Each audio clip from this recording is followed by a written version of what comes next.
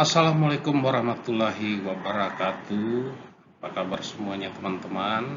Semoga semuanya dalam baik-baik dan dilindungi Allah Subhanahu wa taala.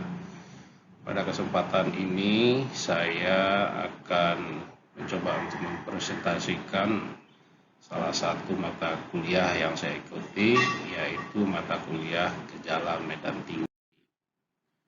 Nah, pada peralatan tegang tinggi, bahan dielektrik atau disebut juga sebagai bahan isolasi sangat dibutuhkan untuk memisahkan dua atau lebih pengantar listrik yang bertegangan, sehingga antar pengantar yang bertegangan tersebut tidak terjadi hubungan singkat yang dapat menyebabkan lompatan api atau percikan api.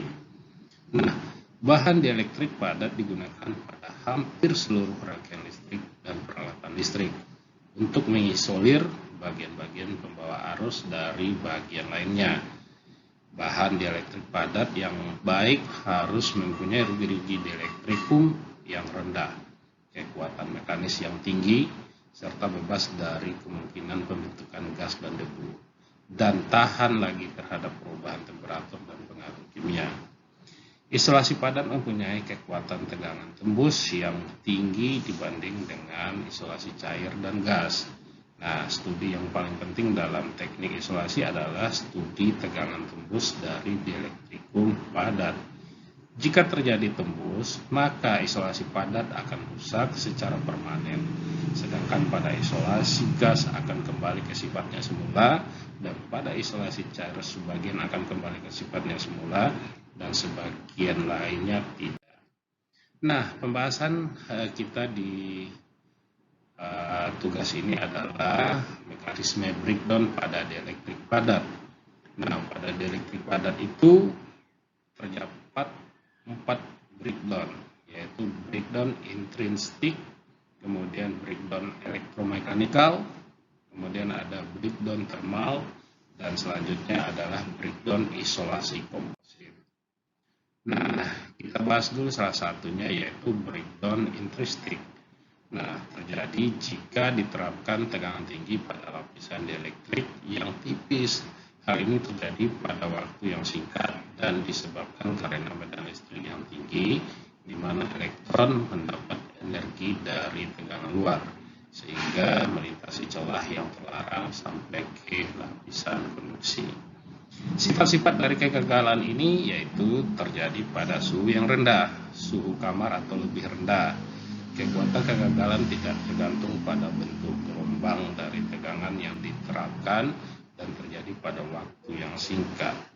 Kemudian kegagalannya bergantung pada bentuk besar dari spesimen dan bentuk kegagalan. Kemudian selanjutnya adalah breakdown elektromekanikal. Breakdown ini adalah kegagalan yang disebabkan oleh adanya perbedaan polaritas antara elektroda yang mengapit zat isolasi padat, sehingga timbul tekanan listrik pada bahan tersebut. Nah, tekanan listrik yang terjadi menimbulkan tekanan mekanik yang menyebabkan timbulnya tarik-menarik antara kedua elektroda tersebut. Biasanya tekanan atau tarikan mekanis ini berupa gaya yang bekerja pada zat padat berhubungan dengan modulus Young. Kemudian teman-teman, selanjutnya yaitu breakdown thermal. Umumnya terjadi karena panas disebabkan kerugian dielektrik.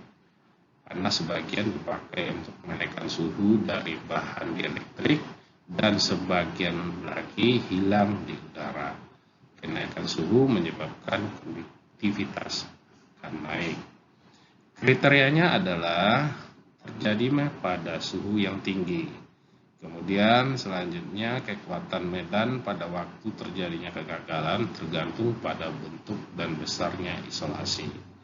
Waktu yang diperlukan untuk kegagalan dalam milidetik. Nah, ini sangat singkat sekali teman-teman.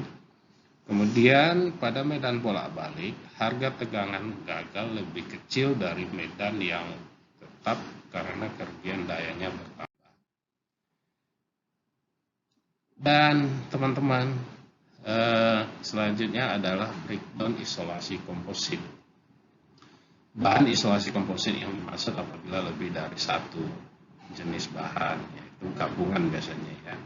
Antara komposit dapat pula disebut sebagai hybrid. Nah, contoh penggunaannya adalah pada gas insulate switch chamber. Isolasi padat dan gas digunakan secara bersama-sama. Nah, breakdown jangka pendek, jika tegangan medan listrik sangat tinggi, kegagalan dapat terjadi dalam hitungan detik atau bahkan lebih cepat tanpa kerusakan substansial pada permukaan isolasi sebelum breakdown. Ini karena hasil dari satu atau lebih dari ketika tegangan yang diberikan dekat dengan nilai kerusakan cepat ketika medan listrik dalam isolasi sedemikian rupa sehingga membantu. Breakdown terjadi lebih banyak partikel bermuatan dalam debit untuk menembus ke dalam isolasi. Nah, selanjutnya breakdown juga penuaan isolasi. Breakdown ini menghasilkan proses pelepasan termal dan parsial.